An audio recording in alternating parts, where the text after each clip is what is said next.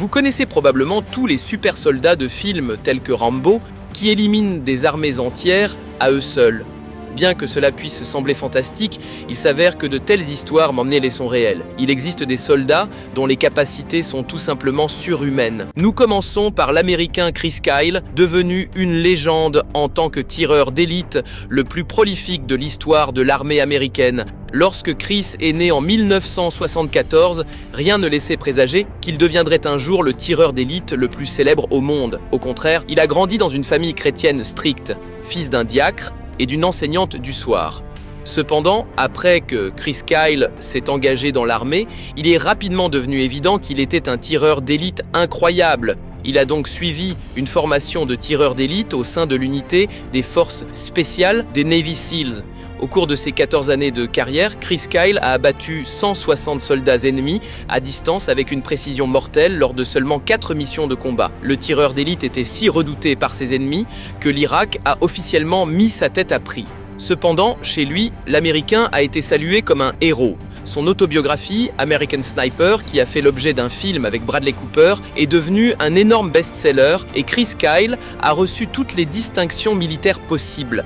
Si personne n'a pu arrêter le super tireur d'élite sur le champ de bataille, sa vie s'est terminée de manière inattendue à l'âge de 39 ans seulement. En 2013, un vétéran de guerre souffrant de troubles mentaux l'a abattu dans un stand de tir au Texas. Plus de 7000 Américains ont ensuite fait leurs adieux à leur héros lors d'un immense service funèbre au Cowboys Stadium. Brandon Bryant, en revanche, n'a pas été salué comme un héros par ses compatriotes, malgré ses incroyables exploits militaires. Brandon Bryant est devenu l'expert ultime des drones après avoir rejoint l'armée de l'air américaine à l'âge de 19 ans. Depuis un conteneur d'expédition au Nouveau-Mexique, le jeune homme a contrôlé des drones en Irak, au Pakistan, en Afghanistan et en Somalie, entre autres pays. Il a tiré à distance des missiles mortels sur d'innombrables cibles dans ces pays, alors qu'il se trouvait à des milliers de kilomètres de là. Entre 2006 et 2011, le technicien et son équipe ont mené plus de 1600 missions de tir aérien de précision, localisant des ennemis que personne d'autre ne pouvait trouver. Alors que l'armée et le gouvernement américain le félicitaient pour ses compétences, Brandon Bryant souffrait psychologiquement de son travail. Fatigué de tuer des gens, il a non seulement quitté son emploi, mais est également devenu un formateur. Il s'adresse désormais à des journalistes internationaux et donne des conférences sur les opérations de drones. Depuis, il s'est donné pour mission de dénoncer ce qu'il considère comme des frappes de drones inhumaines de l'armée américaine et est donc considéré comme un traître. Alors que les soldats que nous venons de présenter sont devenus célèbres pour leur mission de combat de précision, Richard Marcinko est le cerveau derrière d'innombrables missions militaires américaines réussies à travers le monde. Robuste, il a eu sa part de bagarre avec ses camarades pendant sa formation de base dans la marine américaine et a montré dès son plus jeune âge, lors de la guerre du Vietnam, qu'il pouvait penser de manière stratégique comme personne. Connu sous le nom de l'homme requin du Delta, Richard Marcinko a conçu et développé dans les années 1970 la SEAL Team 6, la première unité professionnelle de lutte contre le terrorisme aux États-Unis, qu'il a ensuite dirigée personnellement. Avec cette équipe, il a pu empêcher des attaques terroristes dans le monde entier.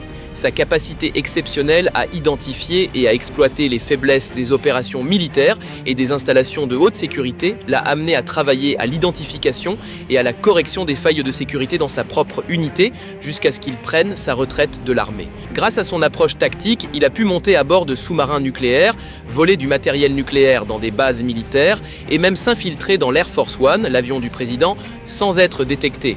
Aujourd'hui encore, l'armée américaine bénéficie des nombreux risques de sécurité qu'il a découverts au cours de sa carrière et des stratégies qu'il a développées pour les éliminer. Nous poursuivons avec Paul Kale, considéré comme le soldat le plus meurtrier de l'armée australienne. Sergent-major dans l'unité de commando d'élite de l'armée australienne, il a développé des tactiques spéciales de combat rapprochés sans utilisation d'armes à feu, spécifiquement pour les missions en Irak et en Afghanistan, où l'armée devait souvent se battre dans des espaces confinés et des situations confuses. Il a appris à ses soldats comment éliminer des ennemis armés à une vitesse fulgurante sans mettre en danger les civils à proximité. Lorsqu'il s'infiltre dans les cachettes des talibans, Paul Kale brise immédiatement les épaules des combattants ennemis ou les désarme avant qu'ils ne puissent réagir. En 2013, il a même tué un commandant taliban alors qu'il criait en l'attaquant sans armes, juste avec ses mains. Le prochain soldat de notre liste a vécu il y a 80 ans, mais il était si incroyable probable qu'il est encore connu dans le monde entier aujourd'hui. Il s'agit du tireur d'élite finlandais Simo Häyhä, qui a gagné son nom légendaire de mort blanche. Né en 1905, le Finlandais a été déployé comme tireur d'élite pendant la guerre d'hiver entre la Finlande et l'Union soviétique en 1939 et en 1940. Il a éliminé au moins 505 ennemis avec des tirs précis en seulement 100 jours. Et ce ne sont là que les victimes officiellement confirmées. Selon diverses sources, Simo Häyhä aurait tué jusqu'à 800 soldats soviétiques en moins de 3 mois et demi. De loin le tireur d'élite le plus meurtrier de l'histoire, le Finlandais a développé une tactique particulière qui lui a permis d'atteindre un tel succès. Il lui arrivait d'attendre des heures dans la neige, vêtu d'un camouflage blanc, avant de passer à l'attaque, se rendant ainsi pratiquement invisible. Il n'utilisait pas de télescope qui aurait révélé sa position par les reflets du soleil, et il mettait de la neige dans sa bouche pour masquer sa respiration. Lorsque des soldats soviétiques sans méfiance se trouvaient dans son champ de vision, il frappait avec précision, les éliminant un par un sans qu'ils puissent le repérer. Après la guerre, Simo Häyhä a travaillé comme chasseur et éleveur de chiens, menant une vie paisible jusqu'en 2002. Dans les interviews, lorsqu'on lui demandait ce qu'il ressentait en tirant sur autant de personnes, il répondait simplement « le recul ». Hugh Thompson Jr. est en revanche devenu une légende non pas parce qu'il a tué beaucoup de gens en tant que soldat, mais parce qu'il a fait preuve d'un courage incroyable en ne tuant personne. L'Américain a combattu pendant la guerre du Vietnam en tant que pilote d'hélicoptère. Au cours d'une de ses missions, alors qu'il découvrit que des soldats américains traquaient et tiraient sur les habitants d'un petit village, le jeune homme de 25 ans atterrit entre les poursuivants et les civils vietnamiens sans dire un mot. Il menaça même les responsables de recourir à la force armée pour les empêcher de tuer d'autres civils innocents. Bien que le jeune homme de 25 ans ait été largement surpassé en nombre par les soldats impliqués dans le massacre, il parvint à les persuader courageusement d'arrêter. En agissant ainsi, le jeune soldat a mis fin à lui seul au massacre de My Lai, un crime de guerre que les États-Unis ont ensuite tenté de dissimuler. Hugh Thompson Jr. a également évacué des civils et emmené un enfant survivant à l'hôpital. 30 ans après cet acte, le soldat qui a désobéi aux ordres pour faire ce qui était moralement juste a finalement reçu la plus haute distinction de l'armée américaine pour son courage exceptionnel. Passons maintenant à un super soldat dont vous avez probablement tous entendu parler car il est devenu une légende durant la guerre actuelle en Ukraine. Il s'agit du fantôme de Kiev, un pilote de chasse ukrainien qui aurait abattu 10 avions russes rien que le premier jour de l'invasion. L'ancien président ukrainien a publié des photos du pilote sur X. Les vidéos de ces missions sont ensuite devenues virales sur Facebook, YouTube et TikTok. Mais ce que beaucoup n'ont pas réalisé, c'est que le fantôme de Kiev n'a jamais existé. Toutes les photos et vidéos étaient des faux, tout comme les abattages réussis. Enfin, nous arrivons à une unité de soldats qui peut décider de guerres entières, mais d'une manière très différente de ce que vous pourriez penser. L'unité 8200 de l'armée israélienne est la force de cybersoldats la plus dangereuse au monde.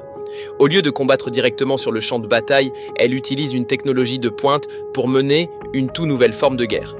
Tous les soldats de cette unité sont des experts en informatique et utilisent leurs compétences pour infiltrer les systèmes informatiques des nations ennemies. En piratant les mots de passe et en pénétrant dans les systèmes ennemis sans être détectés, ils recueillent des informations secrètes qui peuvent être utilisées de diverses manières. Ces informations peuvent notamment être utilisées pour fournir des renseignements en temps quasi réel sur les plans de l'ennemi. On pense également que l'unité 8200 a programmé le tristement célèbre ver informatique Stuxnet et l'a utilisé pour saboter délibérément les systèmes de contrôle des installations nucléaires iraniennes. L'identité des membres de l'unité 8200 est hautement confidentielle et ces deux chefs ne sont connus que sous les pseudonymes d'officier A et d'officier Y. Cela signifie que les cyberguerriers restent des fantômes, opérant la plupart du temps dans l'ombre, sans être remarqués. Au revoir et à la prochaine fois, ici sur Bon à savoir.